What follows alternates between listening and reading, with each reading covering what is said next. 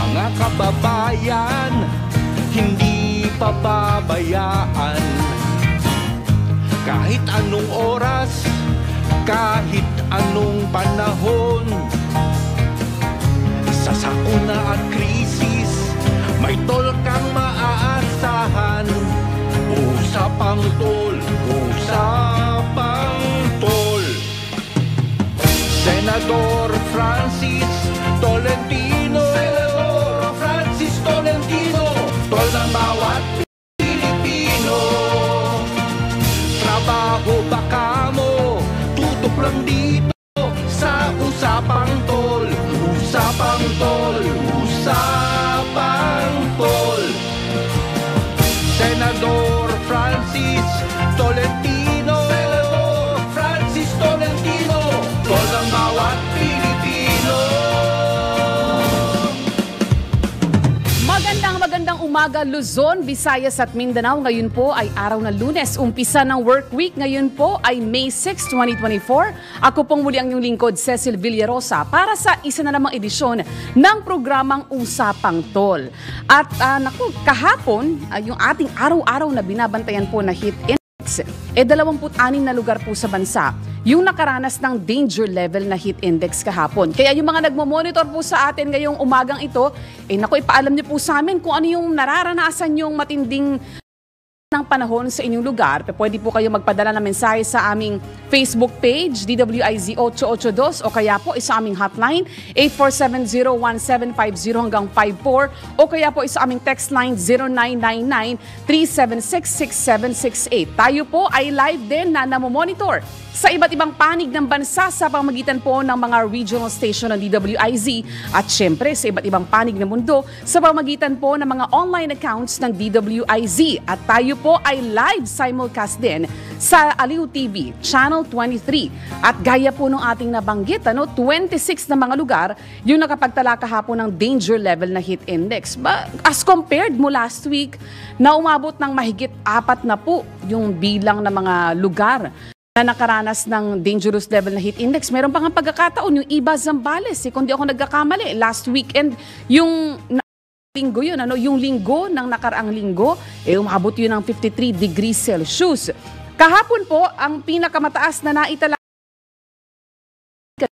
Cagayan, 47 degrees Celsius po, pati na sa Giwan, Eastern Samar. Ngayong araw po kaya, ilang lugar kaya yung inaasahan natin na dadanas ng danger level na heat index at ano inaasahang magiging actual temperature at heat index sa mga lugar na yan. Nasa linya na po ng ating komunikasyon ang weather forecaster ng Pag-asa, si Ms. Veronica Torres. Maganda umaga po, Ma'am Veronica. Umaga din po sa inyo, Ms. Cecil, pati na rin sa ating mga taga-subaybay sa DWIZ.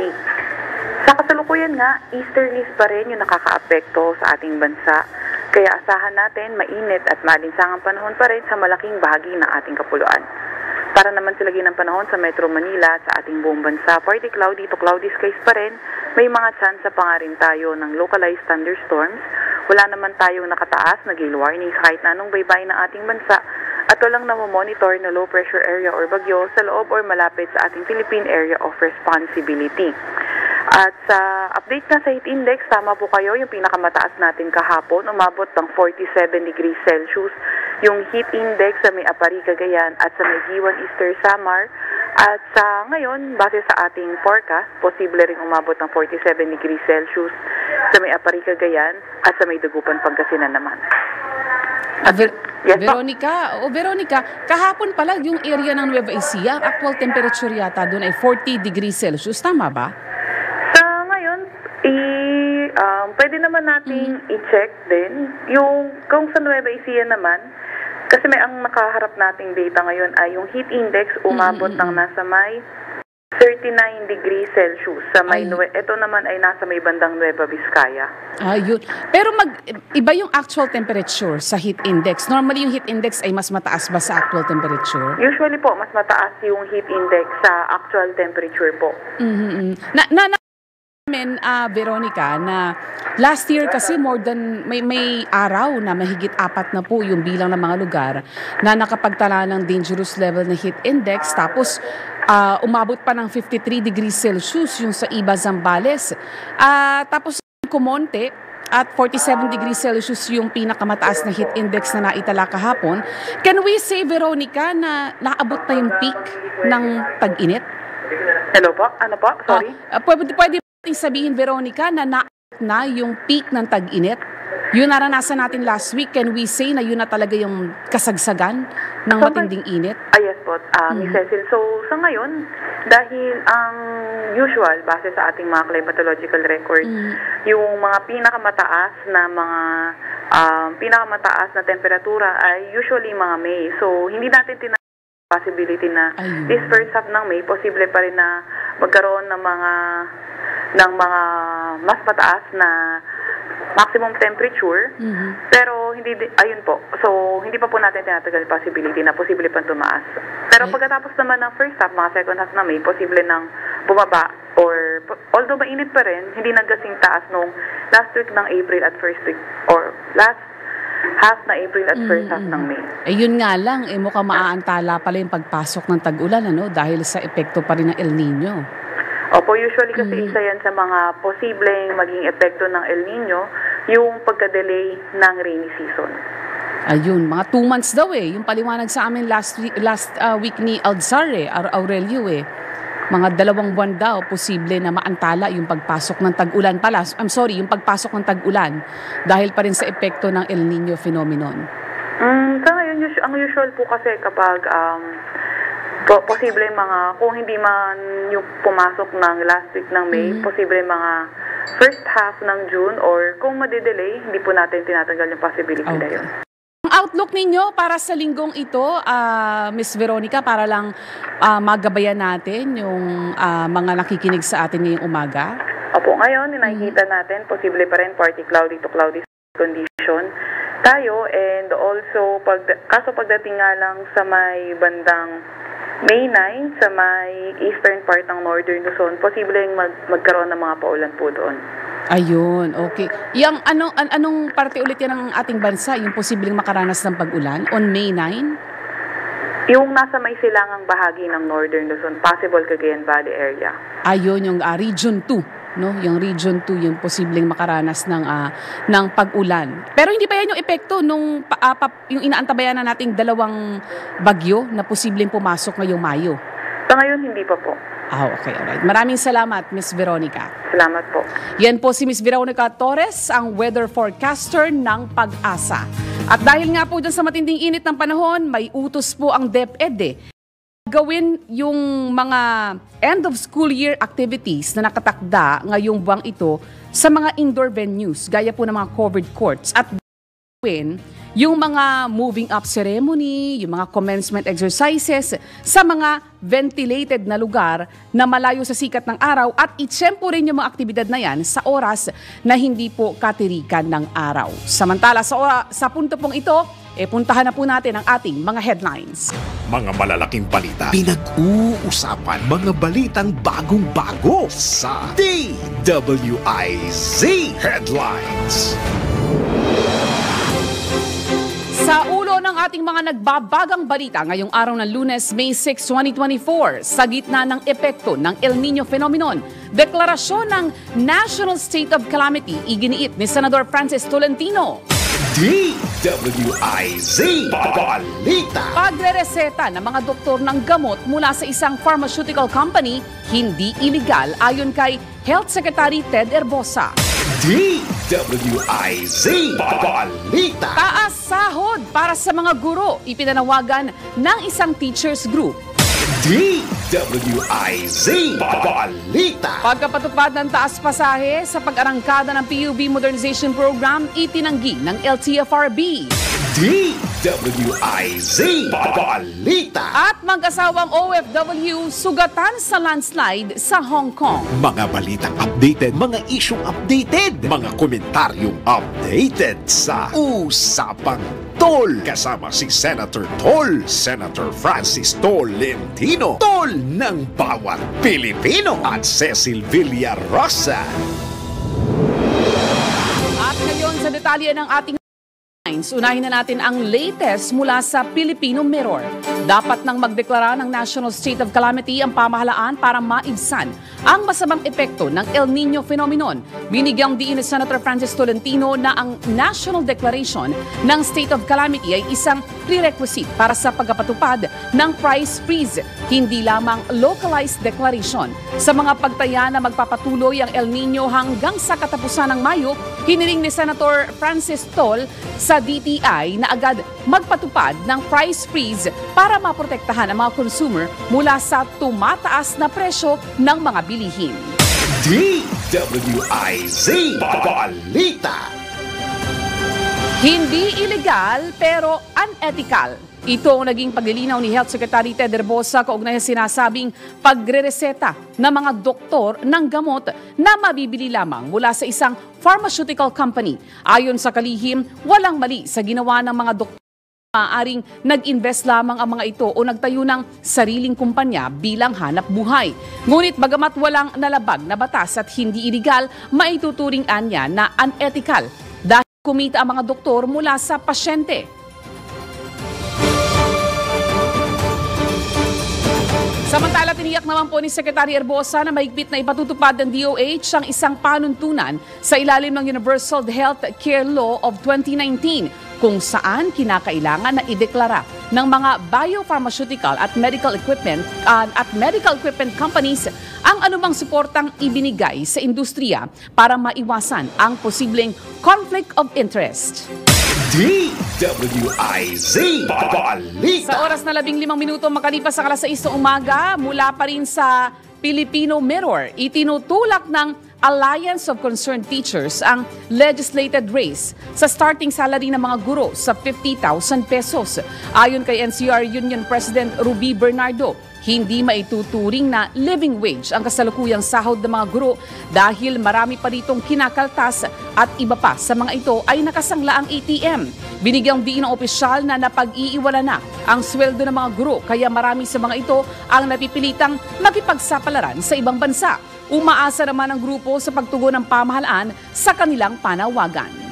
DWIZ Balita. Walang basehan ang pagkapatupad ng taas pasahe sa mga pampublikong sasakyan sa kabila ng pag-arangkada ng PUV Modernization Program. Yan po ang tiniyak ni Land Transportation, Franchising and Regulatory Board Chairperson Teofulo Guadis III at sinabing mananatili ang kasalukuyang 13 pesos na minimum na pamasahe sa tradisyonal na jeepney at 15 pesos para naman sa mga modern jeepney. Kung sakaling man anyang kinakailangan ng dagdag singil sa pasahe, ay masusi itong pag-aaralan ng kagawaran o ng ahensya at daraan sa maraming konsultasyon. Bukod dito ay sasailalim din anya ang petisyon para sa fare hike sa assessment bago ito ng LTFRB Board.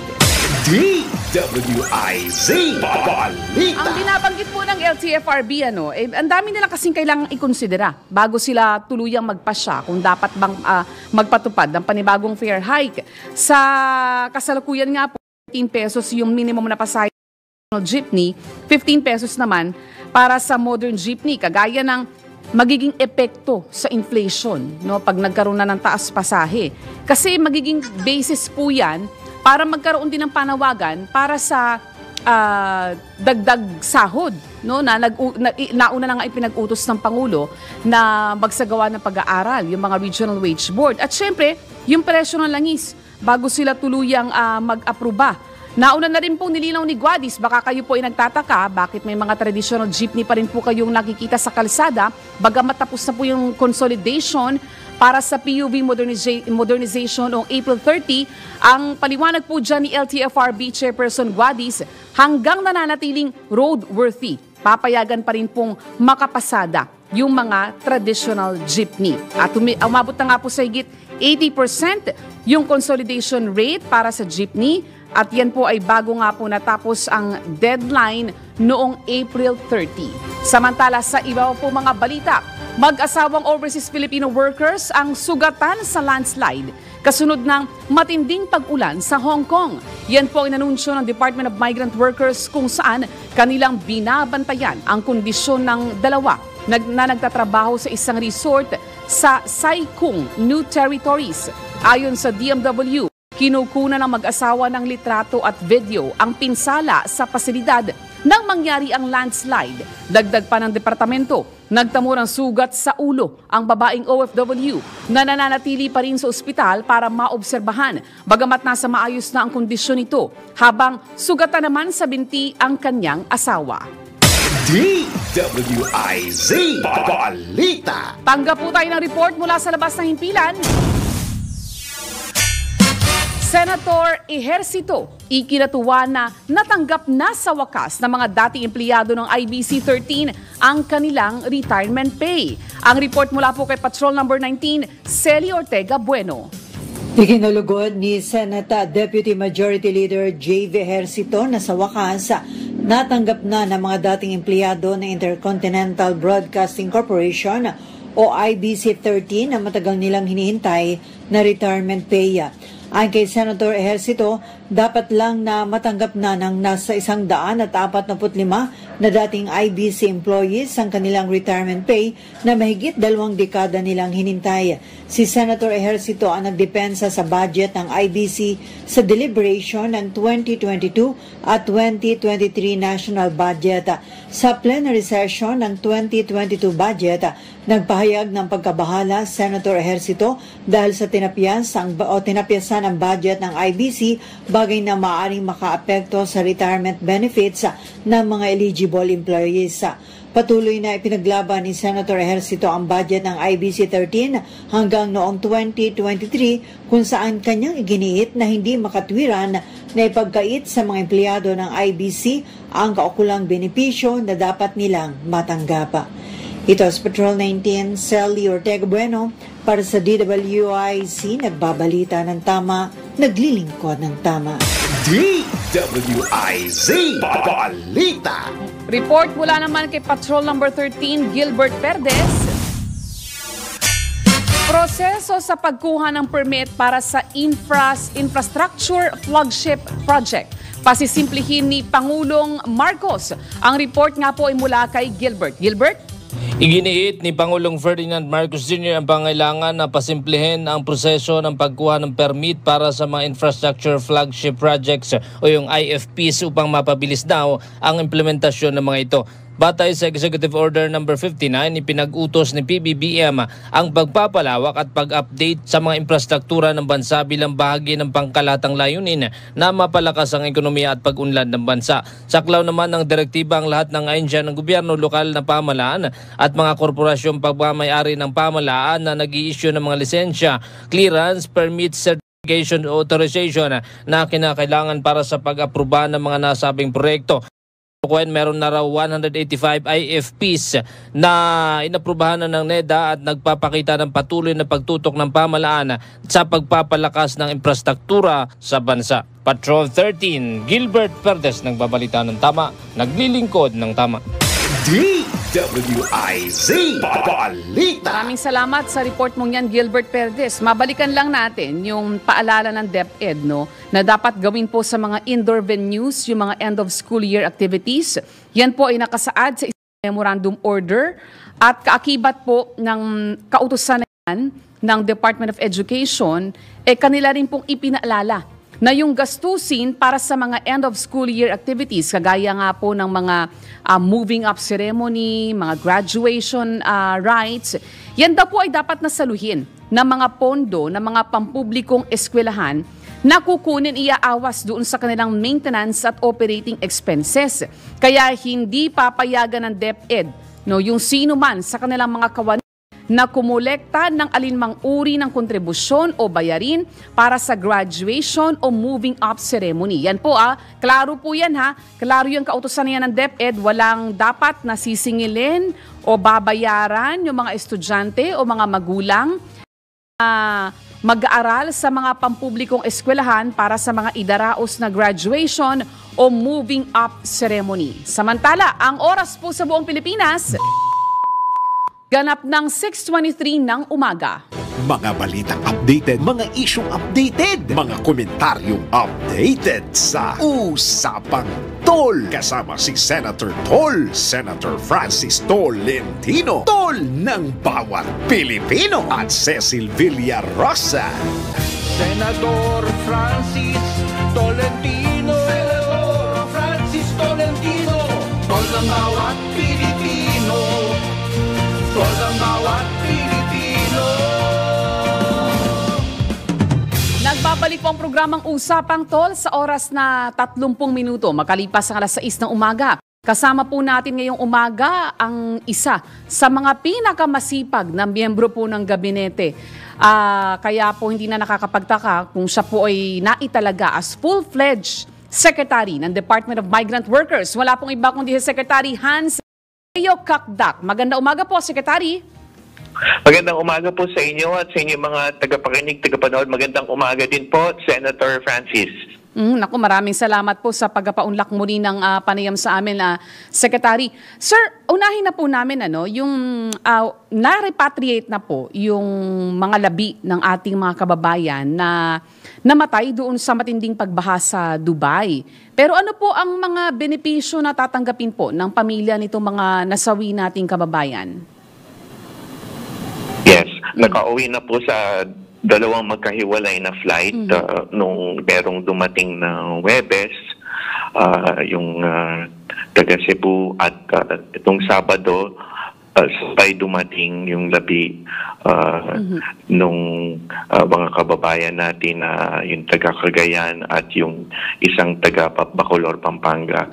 So, ang garantiya naman po natin sa mga kaanak una ang ating pakikiisa at pakikiramay sa kanila at yung ganap na pagtulong mula pa lamang doon ay na-assist kasi merong mga yung dalawang nasawi ay may mga kaanak doon sa Dubai kaya we assisted them habang nandoon sila doon sa buong proseso, ginabayan natin sila and yung repatriation cost ay sagot na ng Department of Migrant Workers, of course in partnership with our Consulate General's Office, the DFA in Dubai.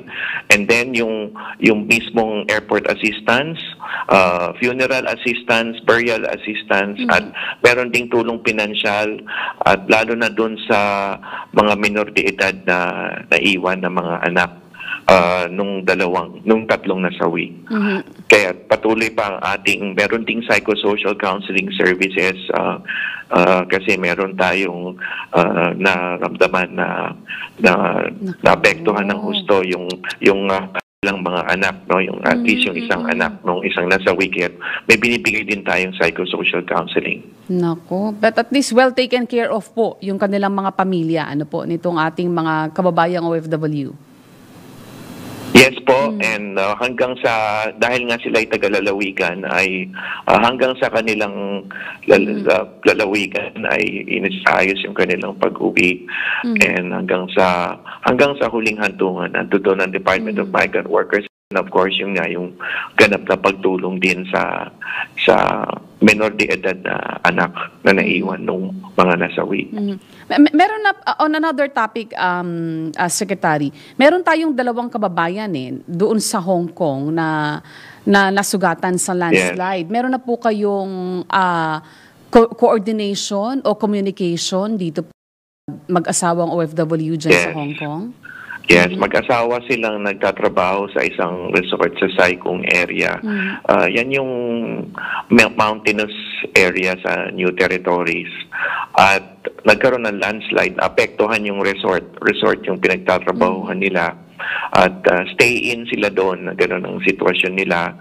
At pinsala sila, yung mag-asawa, yung isa ay head injury na tamo, pero stable ang kanyang condition ngayon. She's in hospital right now.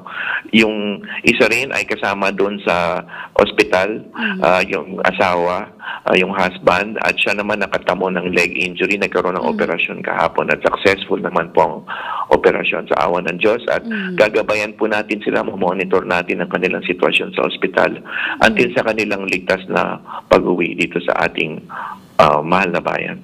Lalo na po yung gastusin sa ospital, Secretary. Yun ho din ang isa sa mga alalahanin. Yes, the employer is very cooperative, so nagpapasalamat tayo.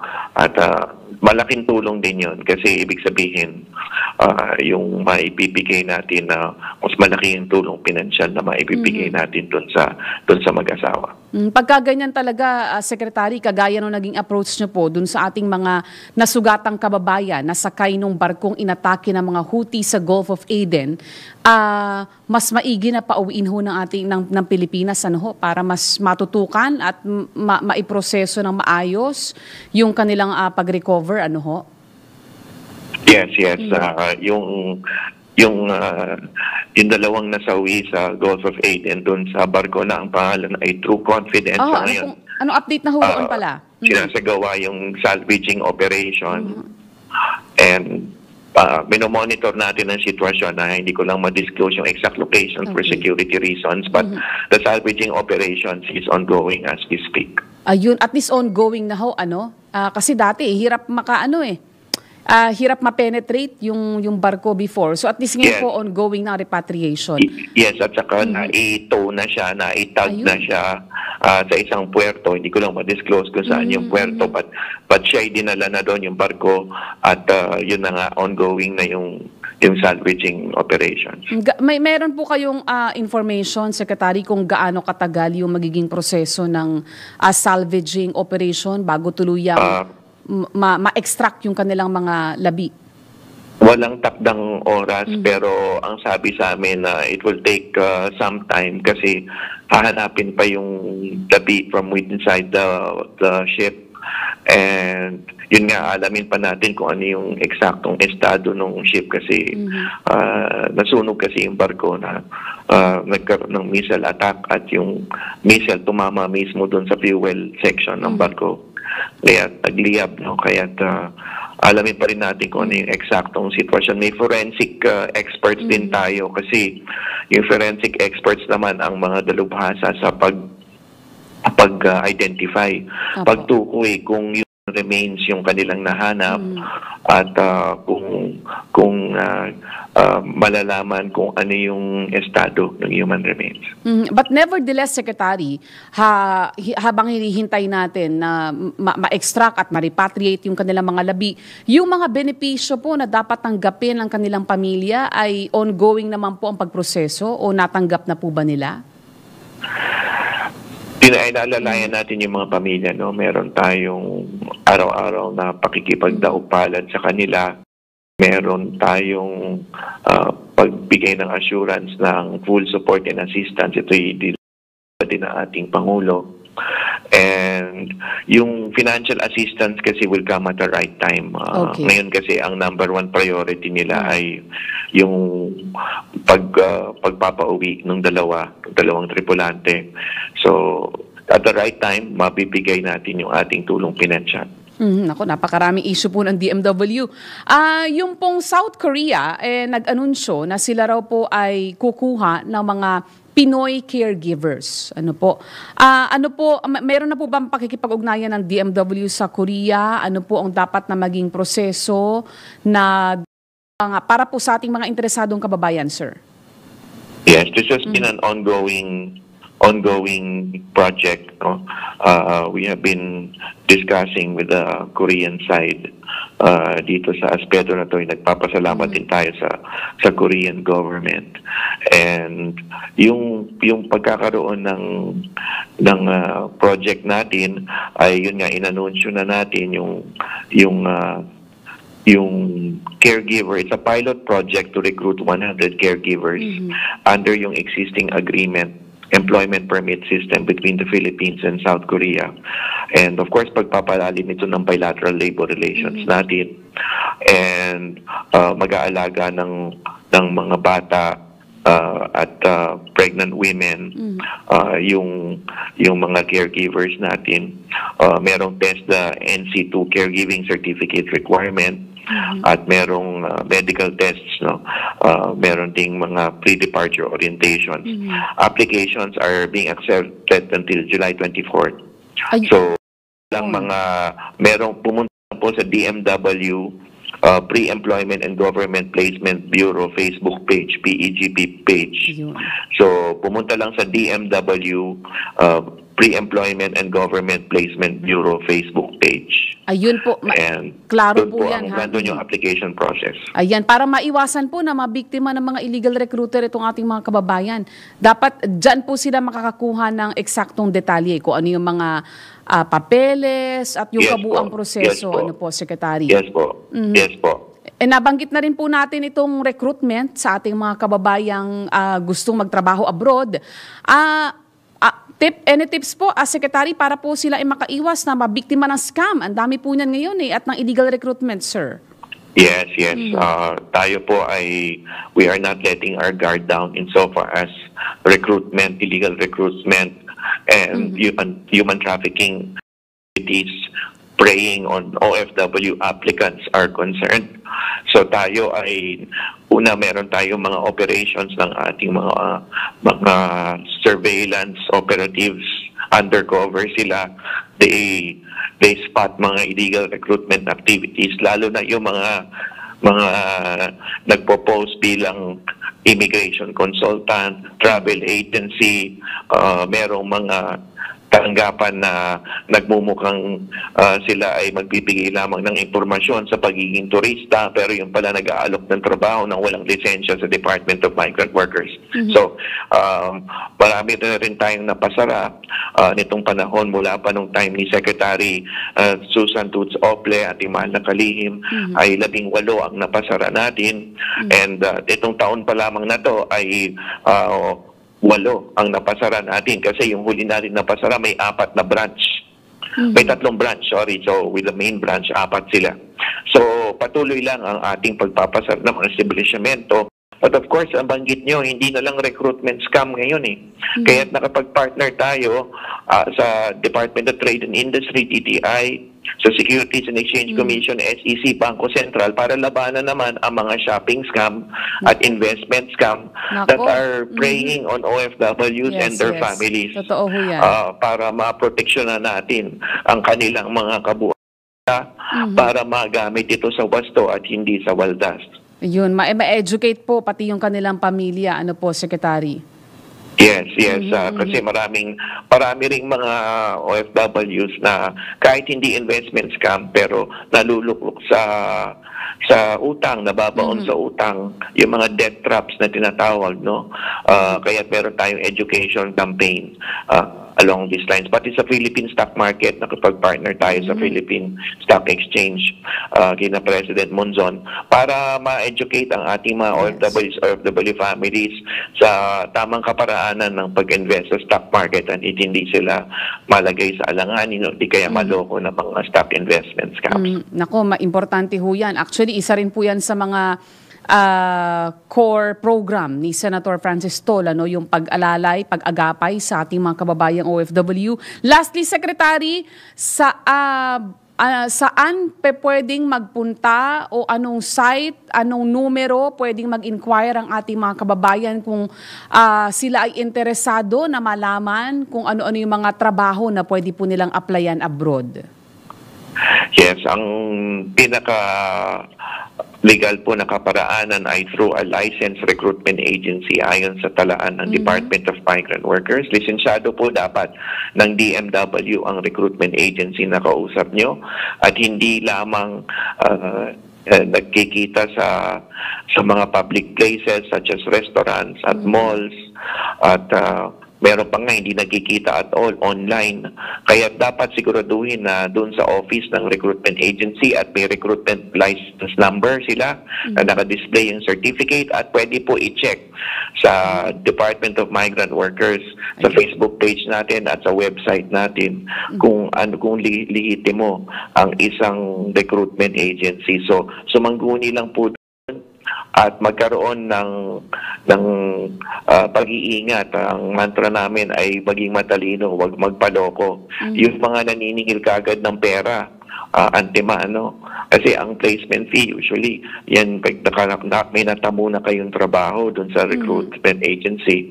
Pero yung antemano, naniningil agad ng kaperahan, yan ay isang napakalaking indikasyon ng illegal recruiter na illegal recruiter ang kausap. So, mag-ingat po at huwag magpaloko. Okay, very well said po, Secretary. Marami pong salamat sa pagpapaunlak ng aming panayam ngayong umaga pong ito. Maraming salamat po sa inyo at kay Senator Francis Manhimpilan. Maraming salamat po. Take care po. God bless. Okay, yan po si DMW Secretary Hans Leo Kakdak. Samantala, ang oras po sa buong Pilipinas, ganap ng 6:45 ng umaga. Mga balitang updated, mga isyong updated, mga komentaryong updated sa Usapang Tol. Kasama si Senator Tol, Senator Francis Tolentino, Tol ng bawat Pilipino, at Cecil Villarosa. Senador Francis Tolentino, Senador Francis Tolentino, Tol ng bawat Pilipino, Tol ng bawat Pilipino. Nagbabalik po ang programang Usapang Tol. Noong nakaraang linggo po, merong naging marching order si Pangulong Marcos. Kasabay po ng pagdiriwang ng May 1 Labor Day, kanya pong iniutos na magsagawa ng pag-aaral yung mga Regional Wage Board para doon sa posibilidad na magkaroon ng taas sahod. Kahit hindi pa umaabot, lumalagpas yung 1 year, no? Na huling nagpatupad ng wage hike. At kaugnay po niyan, makakuha po tayo ng detalye. Nasa linya po ng ating komunikasyon si Ilocos Region DOLE Director Ezekiel Ronnie Guzman. Good morning po, Director. Director, good morning po. Yan. Yes, yan. Good morning po, Director. Yes. Yeah, ma'am. Opo, magandang umaga po sa lahat po ng ating tagapakinig. Opo. Yes, Secretary. Director, good morning po. Ano na po so far ang naging hakbang ng Regional Wage Board dyan po sa Region 1 para po tugunan itong naging kautusan ng Pangulo na magsagawa po ng pag-aaral doon po sa posibilidad na magpatupad po ng wage hike?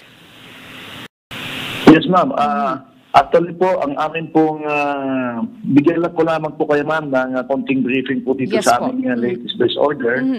Ang aming latest wage order ma'am ay naging effective po no November 6, 2023. At ang pinakamataas na po na pasahod sa amin ay 435. Para sa establishments po na nag-i-employ po ng 10 pataas. Dito po sa less than 10 po, ang kanilang rate ay 402 per day.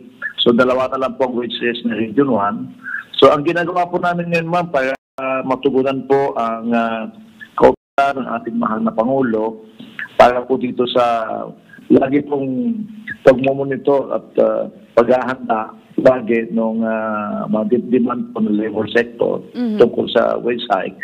Ay monthly po namin ma'am na minomonitor po ang mga datos, social economic indicators na sinasabi natin. Unang-una ma'am yung Consumer Price Index, yung inflation rates, yung poverty threshold indicators natin, including ma'am yung employment situation. Ito yung mga pangunahing datos na tinitingnan namin. At may mga iba pa po kaming tinitingnan din yung kagaya po ng monthly changes sa prices po ng basic agricultural commodities in coordination with the Department of Agriculture.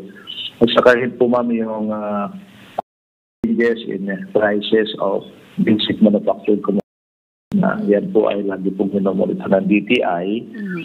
Kasama na rin po ma'am yung quarterly regional economic situationnaire na aming tinitingnan po ma'am kung sino po talaga yung ano po talaga outlook ng ating regional development plan. Alin pong establishment ang sabi natin na naapektuhan sa mga crisis, lalo na po El Niño. At kasama na rin po yung capacity building na ginagawa namin para sa ating mga bagong board members, including yung Secretariat po ng Regional Wage Board, para po doon sa mas malawakan pang pag-gather po at pag-analyze ng mga statistical indicators, kinakailangan talaga, ma'am, na i-consider dito ulit sa pagpapanday po ng bagong aumento o sakasakali po makita natin magkakaroon po ng sinasabing supervening condition kasi under the law, isang beses lang kasi, ma'am, ang pwede niya pagtaas ng wages sa isang taon unless ang sinasabi nila ay mayroong extraordinary, ma'am, as condition na again, natulwaran the increase. So, yan ho ang ating tutukuyin sa pag-aaral kung merong supervening condition. Yes, ma'am. Opo. Ito po sinasabi ng batas. Kung meron man, ma'am, ay we will inform the National Wages and Productivity Commission to confirm kung sakaling meron. But so far naman, ma'am, ang ating data, actually last week lang, we had a consultation with GTI. At ang sabi naman nila ay bastante pa naman lang ang supply po ng yung harvest ng rice for each one at hindi pa naman apektado ng El Nino ating basic manufactured commodities. So, stable pa rin man yung situation po dito. Director, lastly na lang po, nabanggit niyo po kasi yung El Nino. Ano po ang pag-alalay na ipinaabot po ng DOLE dyan po sa Region 1 para po dun sa ating mga manggagawa na apektado po direkta nitong matinding tagtuyot? Actually, ma'am, ito pong celebration namin ng Labor Day, nagkaroon po kami, ma'am, ng commitment para din na mabigyan ng patugunan ang usapin po ng pag-alalay sa ating mga affected farmers at fisher folks at iba pang sektor po ng society natin. At ang amin pong pera po na idadawnload sa pamamagitan po ng TUPAD, we have started this month ng April 25, yung pre-celebration Labor Day, until the end of May kasi ito po yung kasagsagan ng El Nino po, ma'am, dito sa Region 1. In fact, we have already we have committed to download we have started to download 200 pesos, ma'am, benefiting 56,646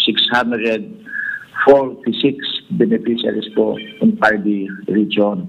Yun. So, inubos na po namin ang fund namin, ma'am, for the second quarter. Para at least, sabi ng amin pong mahal na kalihim, kung nabigyan na tayo ng opportunity na tumulong, ay hindi po dapat tinatago ang po. Okay. Kaya ito po, ma'am, ay nakakomit na ito. Lalo-lalo na, ma'am, sa mga underserved, unserved, at 4 to class municipality. Pag kami nag-focus ngayon para makaabot po ang tulong po ng ating pamahalaan sa kanila. Sige. Director, tayo po ay maglalaan po ulit ng panibagong oras, no? Kasi napaka-importante ng inyong mga binabanggit. Medyo kinakapos lamang po tayo ng oras. Pwede po namin kayo makapanayam ulit para kasama na po natin si Senator Tol. Director, marami pong salamat sa inyong oras at panahon. Opo, ma'am. Thank you very much po. Inaantay ko po Antay ko rin po pagdalo ulit ni Senator Tol kasi minsan nakasama namin po siya dito sa Region 1. Okay. Alright po. Thank you very much po, Director.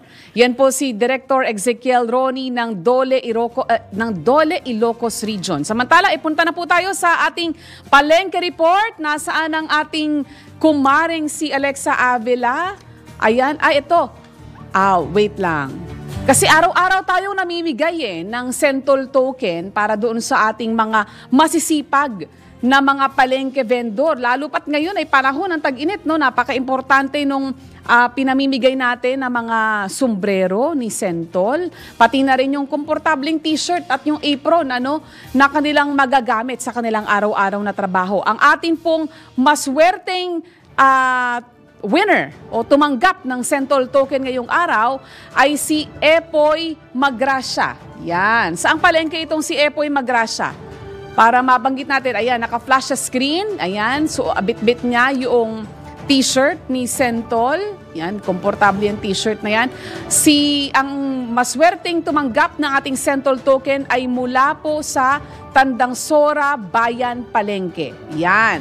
Alexa, babawi kami sa iyo bukas ha. Kailangan nating mabigyan ng update yung ating bayan kaugnay po ng presyo ng mga bilihin. Samantala, bago po tayo tuluyang magpaalam, bigyang daan po muna natin ang importanteng mensahe mula po sa chairman ng Aliw Broadcasting Corporation, si Sir D. Edgard Cabangon. A quote to live and share.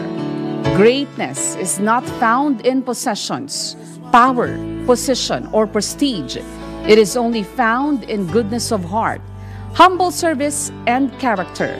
Think good. Thank God, thank God. Have a great day or have a great week ahead. God bless you.